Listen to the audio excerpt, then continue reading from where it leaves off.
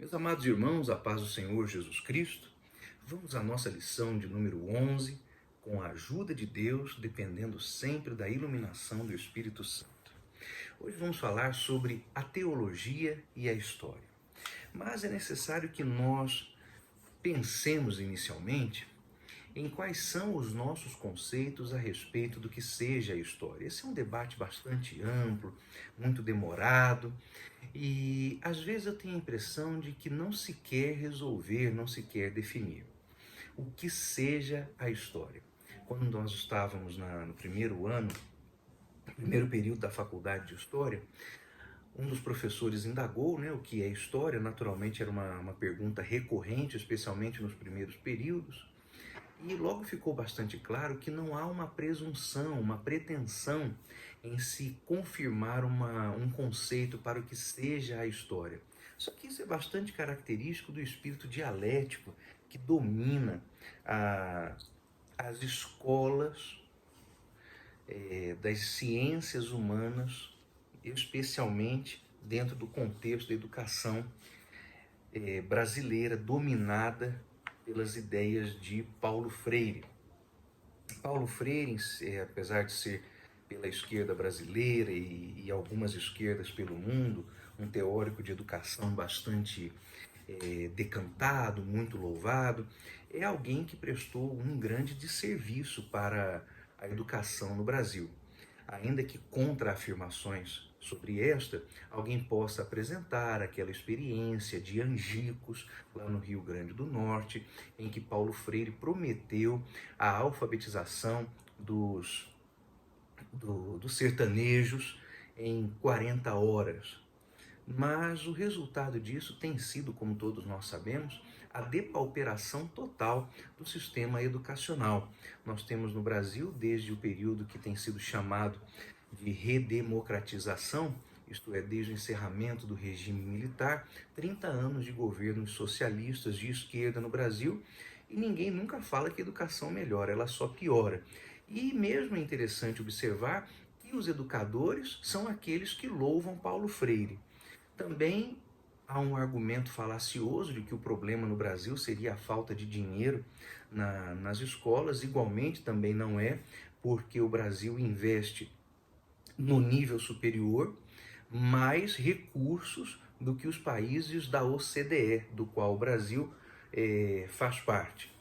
E no que diz respeito às etapas iniciais da formação escolar, o Brasil está na média dos investimentos recomendados pela OCDE. Então o problema não é dinheiro, o problema é a forma de aplicação desse dinheiro e especialmente o embasamento teórico e as intenções dos educadores dentro de sala de aula, uma vez que a proposta de Paulo Freire é que em sala de aula o professor seja um condutor revolucionário para libertar as almas e as mentes dos seus alunos. Então, em sala de aula, nós não temos aula, nós temos doutrinação política. O resultado disso é uma escola acadêmica totalmente viciada e embasada na dialética, e a dialética realmente não tem a presunção de fazer definições. O esquema dialético, como já mostramos para os irmãos em aulas anteriores, é apenas baseado em uma ideia oposta a outra, que gera uma síntese, que se opõe a outra, gera uma outra síntese, e nesse ambiente dialético revolucionário, as ideias vão e vêm e as conclusões não acontecem. Então, em sala de aula, na faculdade, nós tínhamos essa grande dificuldade de fazer 4 anos de um curso superior de História, de um bacharelado, e não saber, ao final de tudo, o que seja História. É um problema gravíssimo. Então é preciso, antes de falar sobre a relação entre teologia e história, definir o que é história. E como vimos na aula passada, esse é um debate apologético sumamente importante. Por quê? Mostra a forma como nós entendemos o passar do tempo, o desdobramento da história, o comprometimento com tudo aquilo que diz respeito ao plano divino através dos séculos. Sabe, meus queridos irmãos, às vezes nós não nos damos conta a respeito daquilo que envolve o contexto em que nós estamos. E nós começamos a assimilar algum tipo de conceituação, pensando-a, achando-a coisa inofensiva, sem nenhum risco, mas isso não é verdade. Tudo aquilo que está presente no ambiente acadêmico está eivado da malignidade. E embora nós não possamos e não devamos nos furtar do esforço de um curso superior, então, se você não fez um curso superior reconhecido pelo Ministério da Educação, eu incentivo você que faça. Incentivo mesmo. Faça, eu fiz. Vá fazer. Faça um curso de história, de direito, de administração. Seu filho, se não fez, precisa fazer. Todos temos que ir à faculdade, o que no Brasil não significa exatamente acessar coisas boas, porque as melhores universidades brasileiras, as duas melhores, uma é de Santa Catarina e a outra é a própria USP, bem mais famosa que é de Santa Catarina, estas duas, embora sejam as mais bem classificadas universidades brasileiras no ranking mundial de universidades, aparecem ambas somente depois da posição de número 720. São as melhores do Brasil, mas estão entre as piores do mundo. Então, apesar de o ensino superior brasileiro não ser sinônimo de qualidade, ainda assim é o que se tem disponível. Então faça, mas faça sabendo que você será confrontado por essas ideias dialéticas, revolucionárias, ideias que não acrescentam, elas têm o objetivo único e simples de desvirtuar a mente dos nossos alunos. Então é necessário compreender que alguns conceitos aprendidos na universidade são ideologicamente enviesados. Meus queridos irmãos, não estou defendendo política partidária, mas eu preciso falar de política, especialmente porque isto tem implicações e desdobramentos apologéticos inegáveis. Então esse enviesamento ideológico pelo qual as universidades passam no Brasil e como as matérias são ensinadas em nosso país, cobra o seu preço, e é um preço altíssimo, um preço terrível. O que nós temos então é que observar que as próprias definições de disciplinas e de matérias estão enviesadas ideologicamente, e isso as volta contra a palavra de Deus. Nós vimos na aula passada, por exemplo, como eu estava dizendo aos irmãos, que o conceito geral de história explicado nas universidades parte da premissa de que a vida acabará, mas o tempo continuará. Isso é diametralmente oposto ao que a palavra de Deus ensina. A Bíblia ensina o contrário: o tempo acabará, mas a vida continuará. Os cientistas dão por certo que em algum momento longínquo, daqui 10 bilhões de anos, o Sol vai se apagar. Muito antes disso, a vida na Terra vai se extinguir, porque não é que o Sol apague que fará a vida se extinguir, mas o simples processo de esfriamento da nossa principal estrela vai fazer com que o planeta se congele. Se o Sol diminuísse alguns graus, se a temperatura na Terra diminuísse alguns graus, a vida aqui já seria impossível. Se o nosso planeta tivesse uma inclinação no eixo do seu globo diferente daquela que tem, a Terra é inclinada cerca de 25 graus e meio, alguma coisa assim. Fosse um pouquinho menos ou um pouquinho mais, a vida aqui já seria impossível. Então o mundo que nós vivemos é perfeitamente equilibrado pelo Senhor. Mas assumindo que nós viríamos a enfrentar uma catástrofe, uma hecatombe, por causa da morte da estrela que chamamos de Sol, bem antes disso, a vida se acabaria, não pelo fato da estrela extinguir-se, mas pelo processo de sua morte. Então, nós damos por certo que é o contrário. A vida continua e o tempo acaba, porque a Bíblia não fala sobre o fim da vida, ela fala sobre o fim do tempo, a consumação dos tempos, o encerramento do tempo. Então, a teoria geral de história é oposta àquela que a palavra de Deus estabelece. Mas antes de ver o que a Bíblia fala, vamos ver o que é que diz a teoria geral de história. Primeiro, o que é história? Há uma série de possíveis definições sobre o que seja história. O debate todo pode ser voltado, por exemplo, lá no período do Iluminismo, quando Voltaire demonstrou uma curiosa compreensão do que seja história.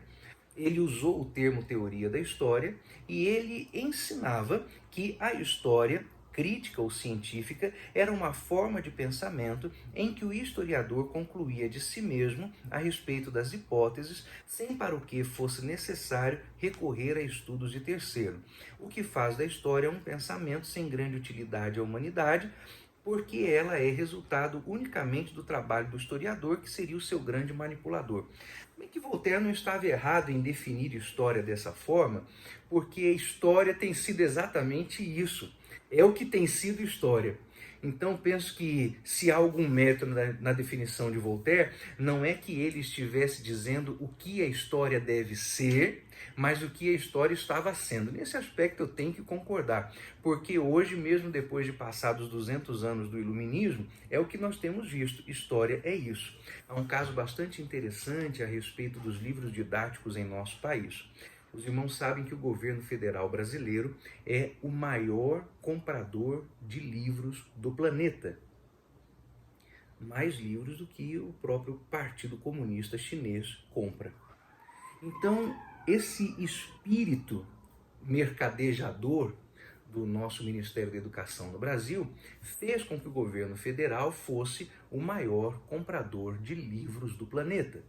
E estes livros didáticos alimentam uma indústria bilionária, porque o MEC, uma vez que está completamente tomado pelas hordas esquerdistas, coloca como meta para os livros didáticos que vai comprar uma pauta, e essa pauta é esquerdista, é lógico, inocência nossa achar que não.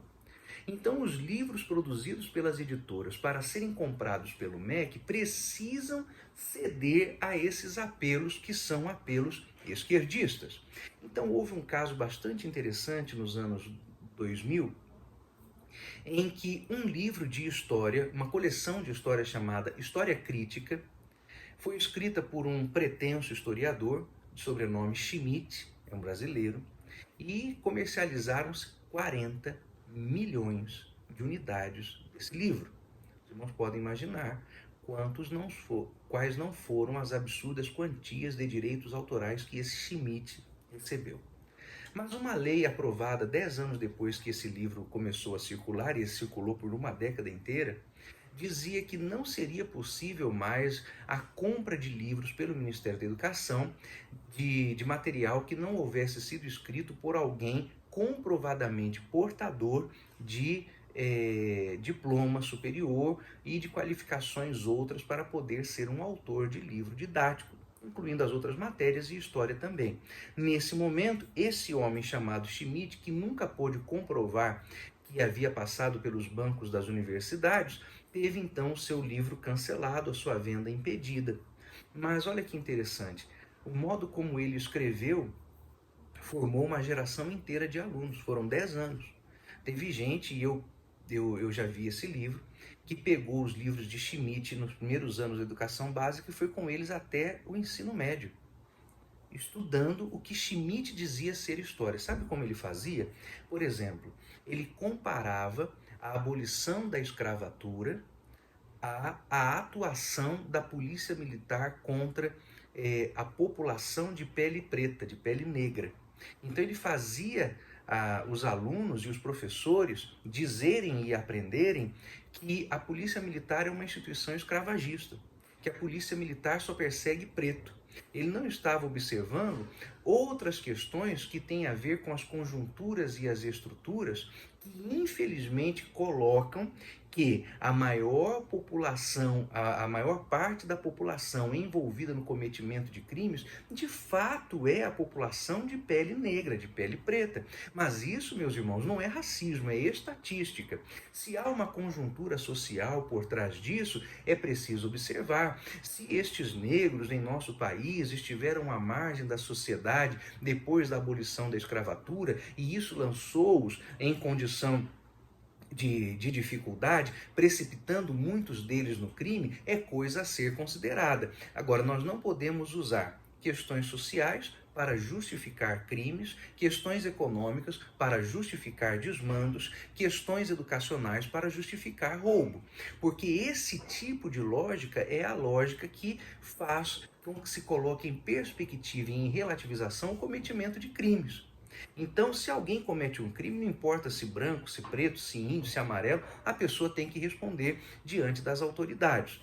O que este homem fazia as pessoas entenderem, queria que as pessoas entendessem, é que a polícia existe para perseguir negro. Não, a polícia existe para perseguir bandido. Se muitos bandidos são negros, é uma questão. Que se estude a respeito dela, mas que não se faça disso um palanque de doutrinação ideológica. Mas o livro estava cheio disso. A todo momento comparava as instituições de polícia militar do Brasil a movimentos escravagistas. Agora que interessante, nesse mesmo material de Schmitt, não era falado aos alunos que a abolição da escravatura no Brasil foi algo feito, financiado, teve por fiador a família imperial brasileira, porque Dom Pedro II não tinha escravos em sua casa, tinha muitos empregados, a imensa maioria deles sim era de ex-escravos, por ele alforriados e assalariados do imperador, pagos com as suas receitas pessoais, não era com erário público não. E que a princesa Isabel é que foi a grande mentora, a grande heroína para fazer a abolição da escravatura. Para Schmitt, a família imperial brasileira, a Casa de Bragança, Orleans e Bragança, não tinha méritos nisso. Quem tinha méritos na abolição da escravatura era Zumbi dos Palmares. E aí os movimentos, chamados movimentos raciais negros, compraram a ideia, obviamente, e criou-se em todo o Brasil o Dia de Zumbi dos Palmares. Muitas cidades têm isso, e Zumbi dos Palmares tornou-se um herói do movimento abolicionista. Mas quem era Zumbi dos Palmares? Era um negro fugido da escravatura, montou um quilombo em Palmares, daí o nome, no qual ele servia-se de outros pretos como escravos, roubava as mulheres pretas de escravos pretos que haviam fugido para torná-las suas escravas sexuais e escravas da sua casa particular, vendia negros como escravo, entregava negros fugidos das fazendas em troca de recursos e em troca de favores da conjuntura econômica ao seu redor. Esse é o herói do movimento negro. Então isso nos mostra que a análise de Voltaire a respeito da história está correta. Ela tem sido propriedade de quem a escreve, e quem a escreve não consulta aos seus pares para concluir, não. Diz dos fatos aquilo que quer. É um grande problema. E Voltaire, nesse sentido, se ele estava dizendo que a história é, ao invés do que ela deveria ser, ele está correto, porque é no que a história se tornou. Mas o que a história deveria ser? Bom, a história deveria ser a expressão das ações do homem no tempo, e isso feito com honestidade intelectual. Eu sei, meus irmãos, que nós estamos pegando assuntos espinhosos para colocar como exemplo, assuntos de sensibilidade. Eu sei que alguém pode escutar e pensar, mas esse irmão aí, parece que ele não é comunista, parece que ele não é socialista. Não sou mesmo. Não sou, porque é uma posição totalmente incompatível com a palavra de Deus. Não tem como ser. Não dá para ser. É impossível ser. Nós somos a favor da verdade, não dessa dialética. Eu não estudo a palavra de Deus pelo método dialético, eu estudo a Bíblia através do método indutivo. Eu abro a Bíblia e leio. Olho, estudo, assimilo, recorto, coleciono, tabulo e vou chegando às conclusões doutrinárias. Quem estuda a Bíblia de forma dialética são esses movimentos e esses falsos pastores que ao final da leitura dizem a Bíblia deveria ser atualizada. Você percebe o grande perigo que nós estamos correndo se ficarmos à mercê da dialética? Pois bem, então a história tem sido assim, e é correto se Voltaire disse que ela tem sido assim. Errado seria se ele dissesse que ela tem que ser assim, mas se ela tem sido assim, é verdade.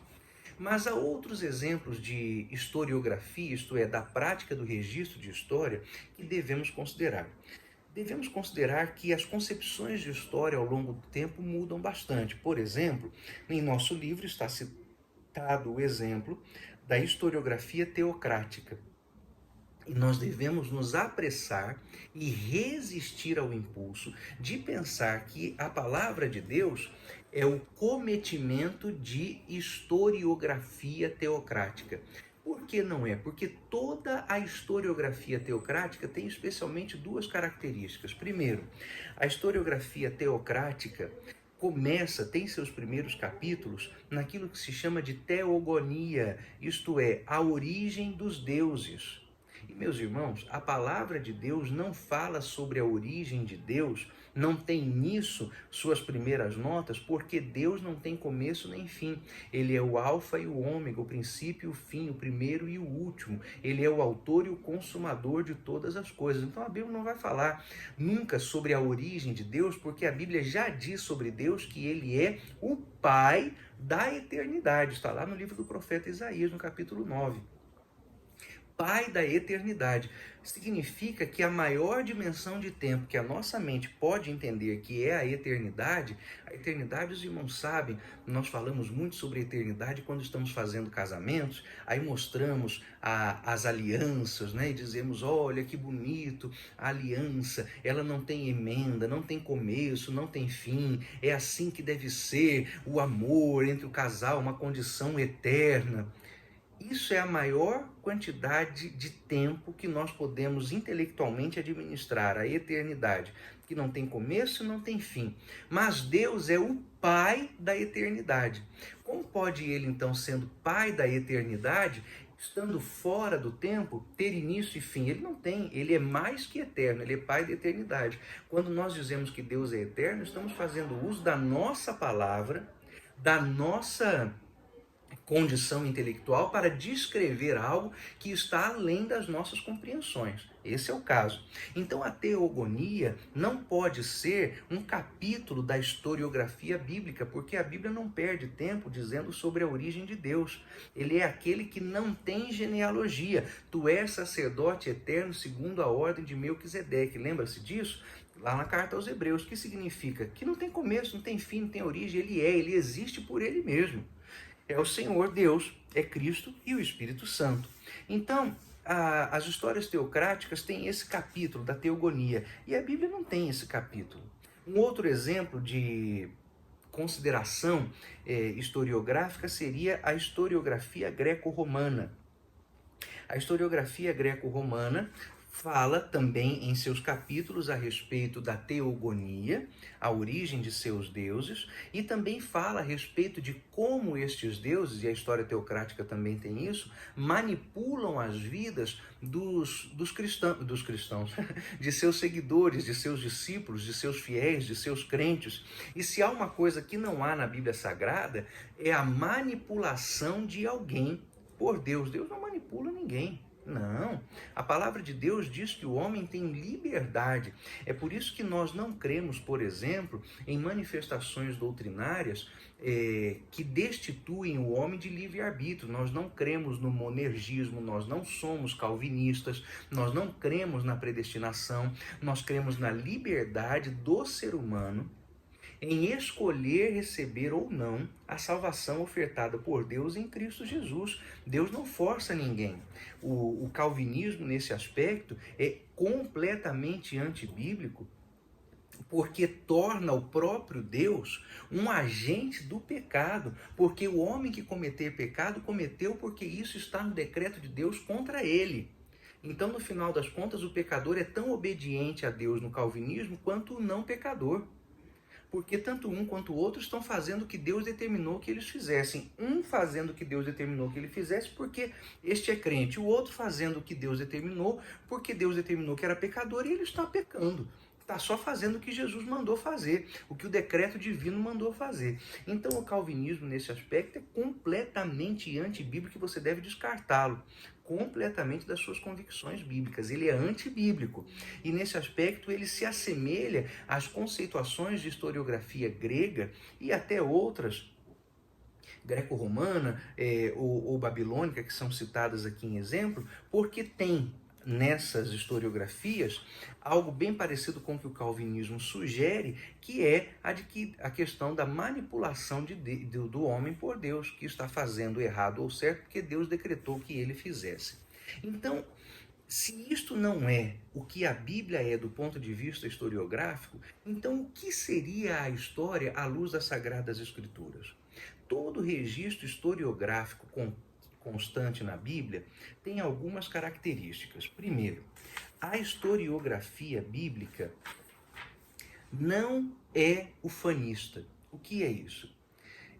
Durante bastante tempo acusou-se o cientificismo. O cientificismo é um movimento filosófico que no Brasil tem o seu principal padrinho, o filósofo Auguste Comte, que é realmente um dos pais do cientificismo. Mas Augusto Comte e a história cientificista tinham algumas características interessantes. Uma das características interessantes desse padrão historiográfico era o de se ufanar de seus heróis. Então nós temos aquela história que retrata os heróis de uma nação de maneira totalmente irretocável. A história bíblica não é ufanista. Na história bíblica nós temos heróis sim, mas os erros desses heróis são aparentes, eles são notados. Por exemplo, acho que o caso mais ideal para esclarecer isso é Davi, um homem segundo o coração de Deus, mas que a Bíblia não esconde que cometeu um assassinato, cometeu um adultério e teve a sua posteridade castigada por causa do cometimento desses erros. É coisa terrível.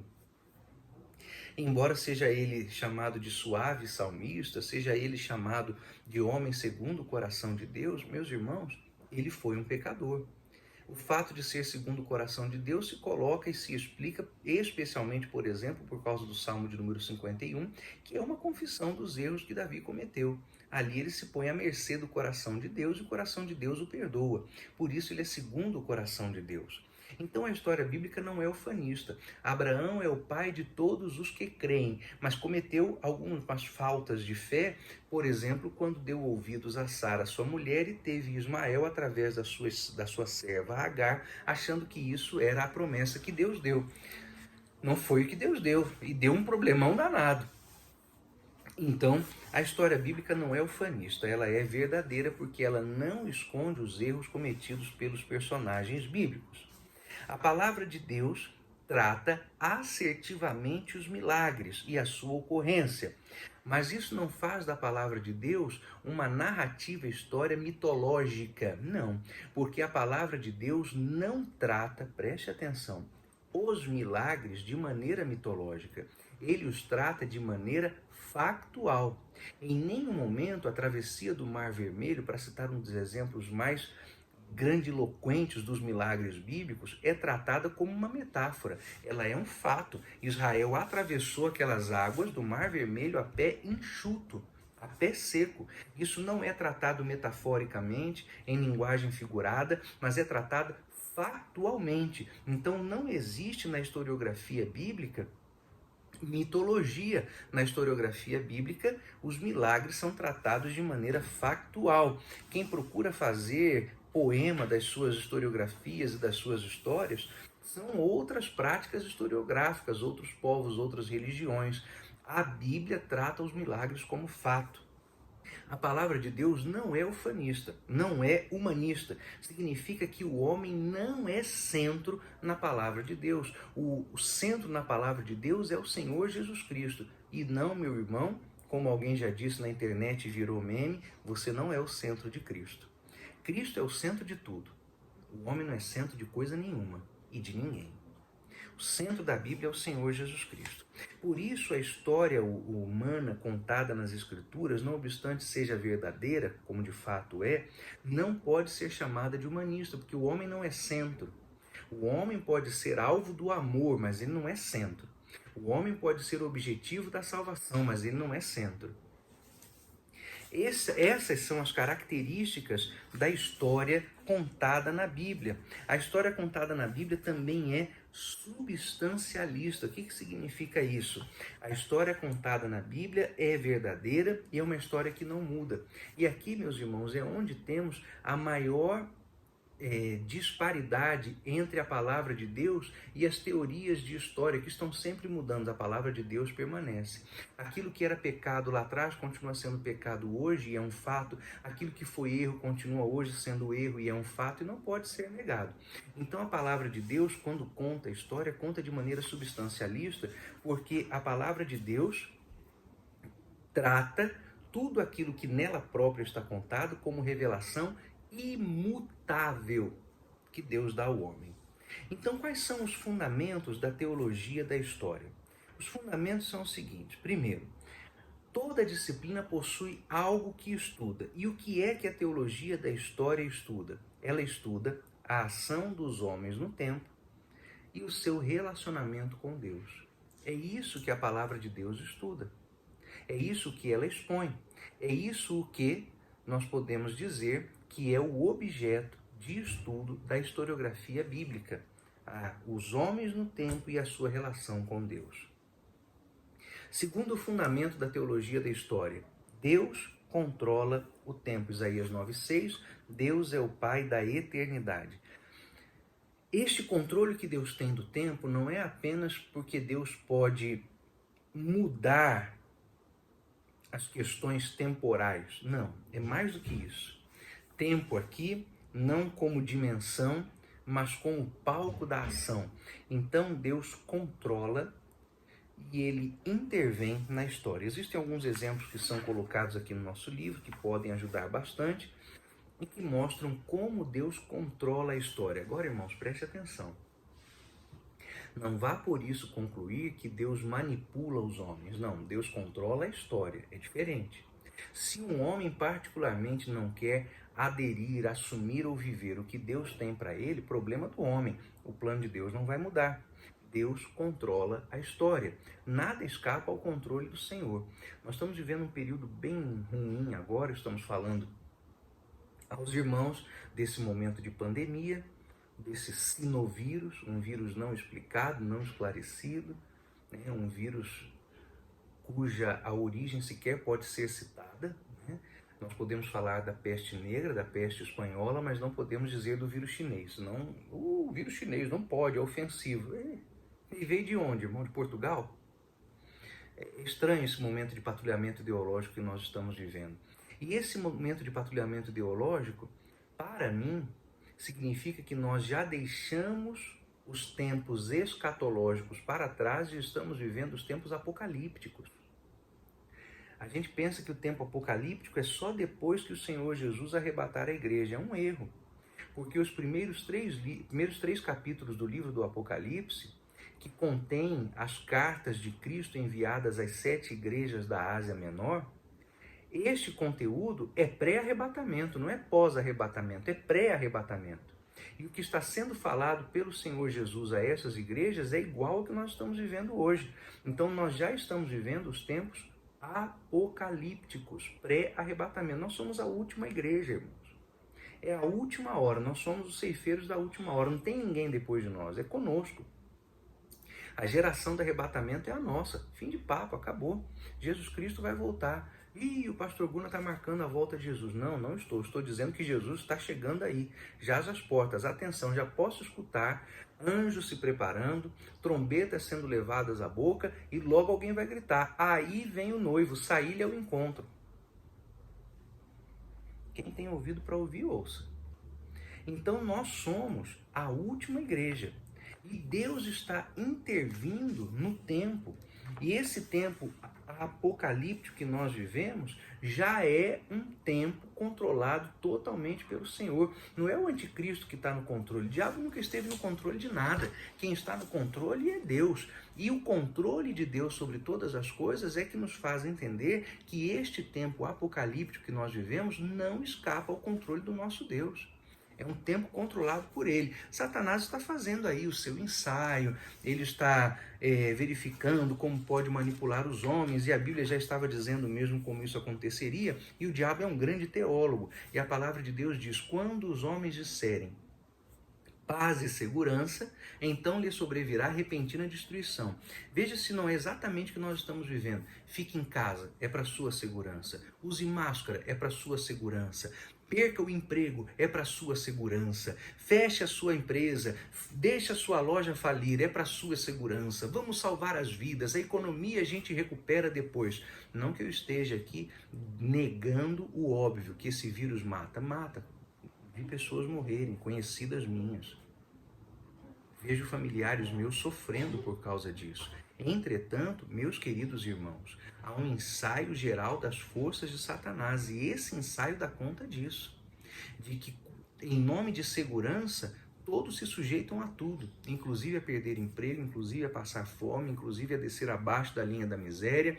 E há quem se coloque como polícia de seu irmão para denunciar seu irmão, perseguir seu irmão, ridicularizar seu irmão, brigar com seu irmão, com seu próximo, por causa dessas questões. Exatamente o espírito que o anticristo quer que haja no mundo para que ele possa operar o controle que vai ter durante a grande tribulação. Quando os homens disserem a paz e segurança, lhe sobrevirá repentina destruição. Em escala menor, na abertura do tempo apocalíptico, nós estamos vivendo a destruição que virá sobre o mundo durante o tempo do tribulacionismo. É exatamente isso. Irmão, não precisa concordar comigo, não. De repente você está me achando aí de direita, reacionário, obsoleto, obscurantista. Vai saber até se você não vai dizer, pastor Guna é negacionista. Será que ele acha que a Terra é plana? Claro que não, porque a Bíblia diz que o globo da Terra, né? Então eu creio no que a palavra de Deus diz. Não sou negacionista. Agora, irmãos, eu sou realista. O diabo está comandando esse momento, ensaiando esse momento, o controle de Deus. Mas Deus autoriza que o diabo faça, e o diabo está fazendo. E quer saber o que é pior? A crentaiada está indo atrás de Satanás. Está.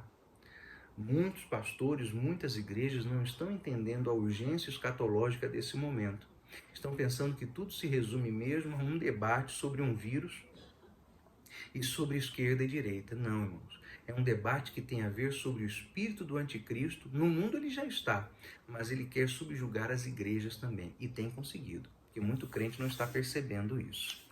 Então, meus irmãos, essas são as características da historiografia humana e as características da historiografia bíblica. Em nossa próxima aula, última aula, nós vamos falar sobre a teologia e o futuro. Vamos discorrer a respeito de como a palavra de Deus diz que as coisas iriam acontecer e como de fato essas coisas estão acontecendo, o que só faz comprovar que nós já estamos vivendo o período apocalíptico. Mas isso é o assunto da aula de número 12. Nos encontramos lá, em nome de Jesus.